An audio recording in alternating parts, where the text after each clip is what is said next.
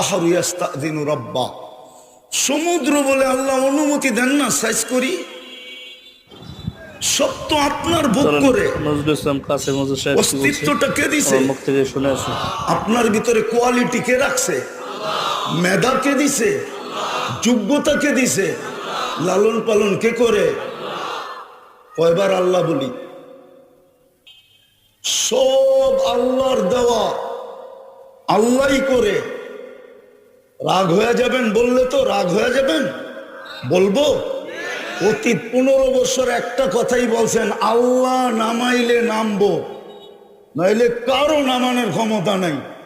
কিন্তু আল্লাহ ওই ল্যাংটা পোলা পান্ডে দিয়ে নামায় দেখায় দিছে। অসাধারণ বয়ান, অসাধারণ বয়ান।